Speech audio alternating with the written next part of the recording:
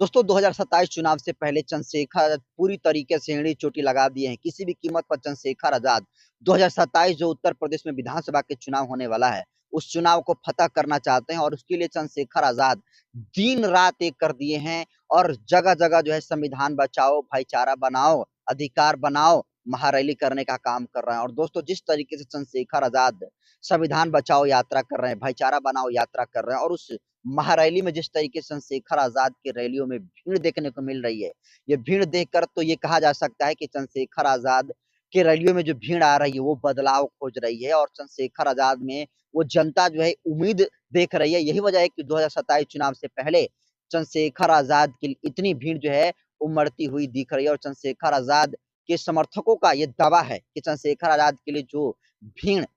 उनके रैलियों में आ रही है, ये भीड़ चंद्रशेखर आजाद को 2027 में मुख्यमंत्री बनाने के लिए कमर कस चुकी है। लेकिन दोस्तों देखिए चंद्रशेखर आजाद तो मेहनत कर ही रहे हैं, लेकिन जहां चंद्रशेखर आजाद नहीं जा पा रहे हैं, वहां पर चंद्रशेखर आजाद वीडियो कॉल पर बात कर रहे हैं और वीडियो कॉल पर जो है बात करके जो जिले के जो स्टेट के मेन मेन लीडर हैं, उन लीडरों से संपर्क करके उनसे वीडियो कॉल पर बात करके उनसे जो है रणनीति बना रहे हैं कि कैसे 2027 का चुनाव जो है विधानसभा का चुनाव जो है फतह किया जाए, क्योंकि तमाम जो है पार्टियां एड़ी चोटी जो है 2027 चुनाव के मद्देनजर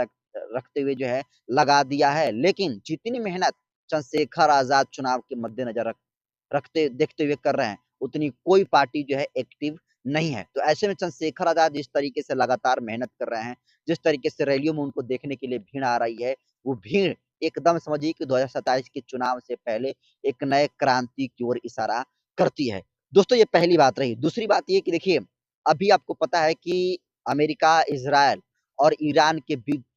देश के बीच में जो है युद्ध चल रहा है और आपको अच्छी तरीके से पता है कि जिस तरीके से अमेरिका और जो इज़राइल दोनों देश मिलकर जो ईरान के साथ कर रहे हैं, ये आज पूरे देश और दुनिया के लोग देख रहे हैं। लेकिन इस इज़राइल, अमेरिका और ईरान के युद्ध में जो भारतीय जो है दुबई में फंसे हुए हैं, कुवैत में फंसे हुए हैं, ईरान में फंसे हुए हैं, इज़राइल में फंसे हुए हैं, उन तमाम भारतीयों को भारत लाने के लिए इकलौता ऐसा सांसद चंद्रशेखर आजाद हैं, जो मंत्रियों के पास पत्र पर पत्र लिख रहे हैं, लेटर पर लेटर लिख रहे हैं और जब चंद्रशेखर आजाद की बात नहीं सुनी जा रही है, तो जो पीड़ित हैं कुवैत में, दुबई में, इज़राइल में, ईरान में, जो भारतीय हैं, जो वहाँ पर पढ़ाई करने के उद्देश्य से गए थे या फिर कोई काम करने के उद्देश्य से गए थे, लेकिन इस युद्ध के बीच में वो फंस गए हैं, उनको भारत देश में लाने के लिए चंद्रशेखर आजाद वीडियो कॉल पर उन तमाम पीड़ितों से बात कर रहे हैं और बात करके चंद्रशेखर आजाद ने स्पष्ट तौर पर कहा है कि मैं तो पत्र लिख रहा हूं पूरे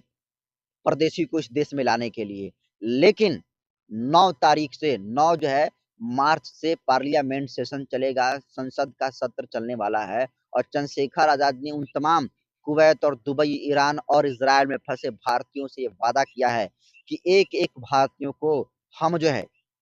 जिन-जिन देशों में लोग फंसे हैं, वहाँ से लाने का काम करेंगे, लेकिन ये तभी होगा जब चंद्रशेखर आज़ाद जो है पार्लियामेंट में आवाज़ उठाएँगे और चंद्रशेखर आज़ाद ने ऐलान कर दिया है कि 9 तारीख से पार्लियामेंट सेशन चलने वाला है और उन सभी लोग जो कुवैत में फंसे हुए हैं, अलग-अलग देशों में फंसे हुए हैं, उनको भारत लाने में चंद्रशेखर आज़ाद जो है एड़ी-चोटी एक लगाने का काम करेंगे। दोस्तों चंद्रशेखर आज़ाद आज के दौर में जिस तरीके से बहुजनों का उम्मीद बनते जा रहे हैं, जिस तरीके से शोषितों और वंचितों के लिए चंद्रशेखर आजाद सड़क से लेकर संसद तक की आवाज को बुलंद करने का काम कर रहे हैं। आज ये बात किसी से छुपा हुआ नहीं और आज यही वजह है कि चंद्रशेखर आजाद की रैली में लाखों लोगों की भीड़ आ रही है। आप उत्तर प्रदेश में बीजेपी की रैली को देख लीजिए, समाजवादी पार्टी की रैलियों को देख लीजिए, आरएलडी पार्टी की रैलियों को देख लीजिए। इन तमाम नेताओं की जितनी सारी रैलियां होती है, इन रैलियों में पैसा और गाड़ी दोनों देकर भीड़ को बुलाया जाता है। लेकिन इकलौता ऐसा चंद्रशेखर आजाद नेता बन गए हैं इस देश में, जिनको देखने के लिए लोग अपने गाड़ी भाड़ा पैसा लगा कर आते हैं और ऊपर से चंद्रशेखर आजाद को चंदा भी देने का काम करते हैं। तो कहीं ना कहीं दोस्तों चंद्रशेखर आजाद